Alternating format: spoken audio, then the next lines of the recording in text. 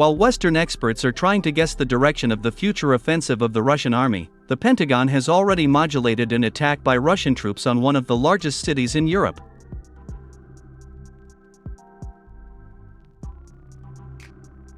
According to insiders, the Pentagon is confident that this summer, the Russians will try to capture Kharkiv, which is the second largest city in Ukraine.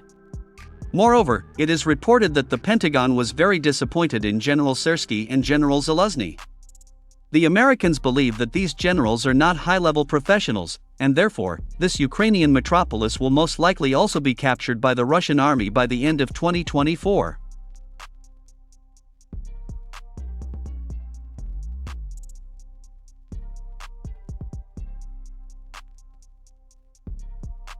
Moreover, the Americans recognize that General Syrskyi is more ambitious and purposeful than General Zaluzhny. However, his habit of ignoring losses in manpower is doing more harm than good to the Ukrainian army.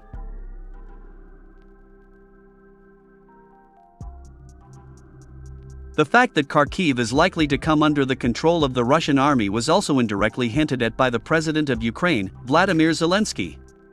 Let me remind you that during a meeting with the Dutch Prime Minister, Zelensky made a rather strange statement that shocked even many Ukrainian telegram channels. In particular, he said that the armed forces of Ukraine will not be able to defend Kharkiv until the Russian army is pushed back. Moreover, he also called on the citizens of Ukraine not to return to Kharkiv yet. According to Zelensky, everything that is happening indicates that Kharkiv will not be able to effectively defend itself in case of a full-scale offensive by Russian troops.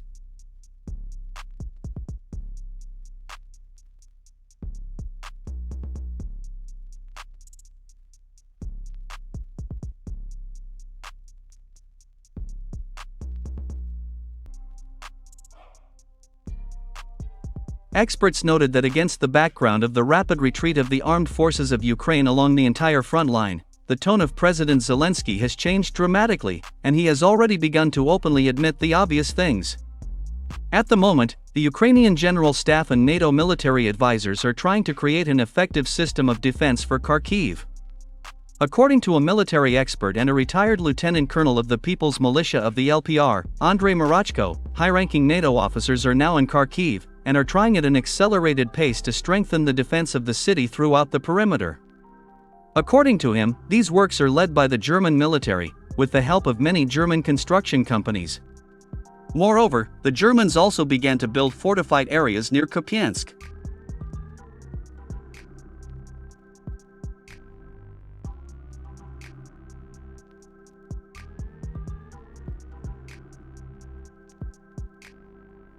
The fact that the Ukrainian armed forces will most likely also lose Kharkiv is recognized by many Ukrainian telegram channels. According to them, the capture of Kharkiv by the Russian army will force the Kiev authorities to accept Moscow's humiliating conditions in future peace talks, in which the status of Crimea, Zaporizhia, Kherson, and Donbass will not be discussed at all, since they are already part of the Russian Federation.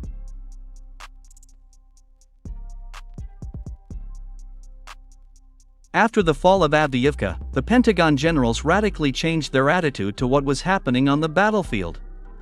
While Ukrainian propaganda continues to spread fairy tales that the Russians captured Avdiivka with the help of the so-called meat assaults, allegedly losing their entire army there, the Pentagon generals recognized the tactics of the Russian army in Avdiivka as quite effective. Moreover, American generals assume that during the future offensive on Kharkiv, Russian troops will act according to the same scenario as in Avdiivka.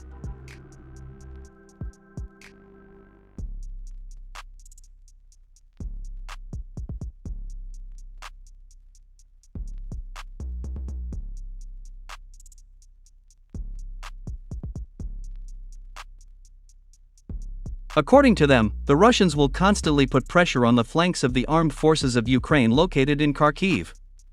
Then they will abruptly break into the city, forcing the Ukrainian command to throw all its forces to eliminate the bridgehead. And it is precisely at this moment that the Russian assault units, with the help of artillery and aviation, will cut off the defense of the armed forces of Ukraine from the flanks, as a result of which the Ukrainian army will be divided into two parts and drained of blood.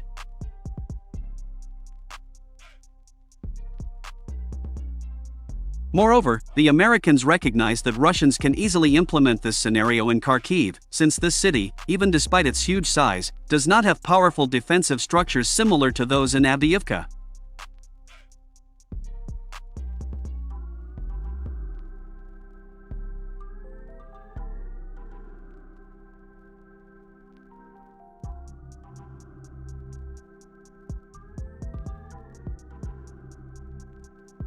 Meanwhile, it became known about the brilliant operation of Russian military intelligence behind enemy lines. Russian intelligence managed to obtain secret data on the location of the place of the deployment of personnel of the CIA-linked Special Operations Forces of Ukraine.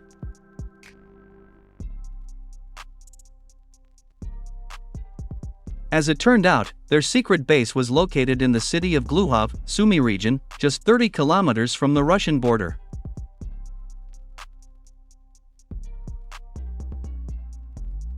So, on the night of March 3, Russian Su-35S fighter jets launched a point missile strike on this base. According to the Russian military, as a result of the missile strike, the base was completely destroyed along with a group of officers of the Special Operations Forces of Ukraine. At the moment, 8 officers have been confirmed dead. However, the Ukrainian side officially announced the death of only 2 officers, Nazar Sokolovsky and Sergei Pachova. According to the Russian military, the destroyed base on the border with the Russian Federation was directly supervised by the CIA. Various sabotage operations on the territory of Russia were planned at this base.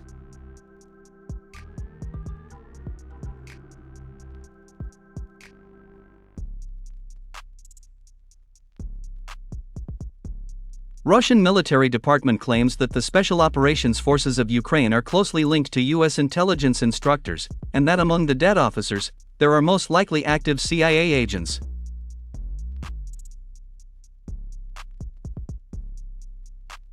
The Ministry of Defense of the Russian Federation has confirmed the fact that Russian military intelligence will continue to identify and destroy such bases on the territory of Ukraine.